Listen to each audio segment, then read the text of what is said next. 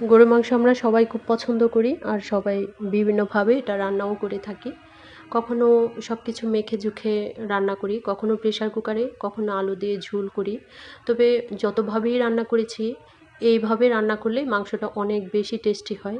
আমি বাজি রেখে বলতে পারি এইভাবে রান্না করলে যে আপনার রান্নাটা খাবে সে অবশ্যই প্রশংসা করবে। তো চলুন রেসিপিটি দেখে নেওয়া যাক। আমি প্রথমে কড়াইতে দিয়ে দিচ্ছি 1/3 কাপ সয়াবিন তেল, তারপর দিয়ে দিচ্ছি 1.5 কাপ পেঁয়াজ কুচি। তারপর নেড়ে চেড়ে আমি পেঁয়াজটা যখন একটু নরম হয়ে আসবে তখন এখানে দিয়ে দিব 2 টেবিল চামচ আদা বাটা, 2 টেবিল চামচ রসুন বাটা। আমি 2 কেজি মাংস রান্না করব, তো সেই অনুপাতে আমি মশলাগুলো দিচ্ছি। তারপর কিছুক্ষণ নেড়ে চেড়ে যখন আদা এবং রসুনের কাঁচা গন্ধটা চলে যাবে তখন একে একে আমি সব মশলাগুলো এখানে দিব। তো আমি দিয়ে দিচ্ছি 2 টেবিল চামচ মরিচের গুঁড়া, 1.5 টেবিল চামচ হলুদের গুঁড়া, 1.5 টেবিল চামচ জিরার গুঁড়া, 1.5 টেবিল চামচ ধনিয়ার গুঁড়া। তারপর সামান্য একটু পানি দিয়ে আমি এই মশলাটুকু একটু কষিয়ে নিচ্ছি। এখানে আমি আরও একটা মশলা অ্যাড করব, তো সেই মশলাটুকু আপনাদের দেখিয়ে দিচ্ছি। আমি এখানে নিয়েছি তেজপাতা, এলাচ, দারুচিনি, লবঙ্গ, জায়ফল, জয়ত্রী, গোলমরিচ। তারপর সবগুলো একসাথে আমি ব্লেন্ড করে নিয়েছি। এটা না বেজেই আমি ব্লেন্ড করেছি। তো সেখান থেকে এখন অর্ধেকটা পরিমাণ আমি এখানে দিয়ে দিচ্ছি। তারপর দিয়ে দিচ্ছি 1/4 কাপ টক দই। এখন সব মশলা একসাথে খুব ভালো করে আমি কষিয়ে নেব। কষানোটা যত ভালো হয় মাংসের গন্ধ, মাংসের স্বাদটা তত বেশি ভালো লাগে। এখন দিয়ে দিচ্ছি লবণ। আমি লবণটা আগে দিতে ভুলে গিয়েছিলাম, তো আমি 2 টেবিল চামচ লবণ দিয়ে দিচ্ছি।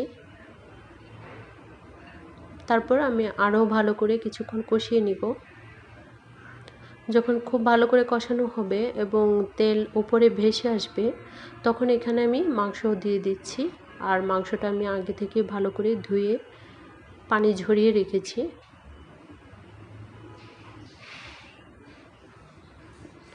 এখন এই মশলার সাথে মাংসটা খুব ভালো করে নেড়ে চেড়ে মিশিয়ে নিচ্ছি।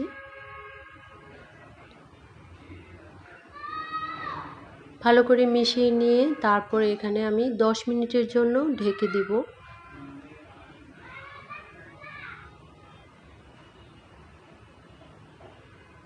তো 10 মিনিটের জন্য এখন ঢেকে দিচ্ছি।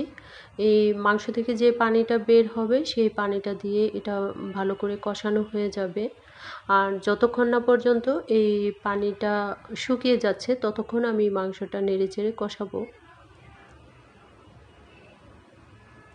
মাংস থেকে বের হওয়া পানি যখন একদম শুকিয়ে যাবে, নিচে লেগে আসবে,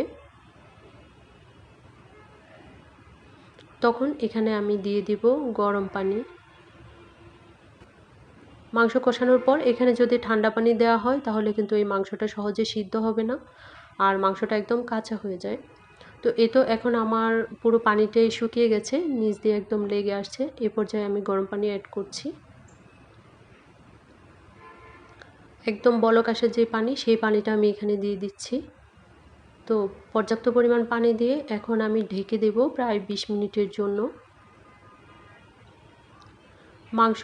কিছু মাংস আছে যেটা একটু তাড়াতাড়ি সিদ্ধ হয়, কিছু একটু দেরিতে সিদ্ধ হয়।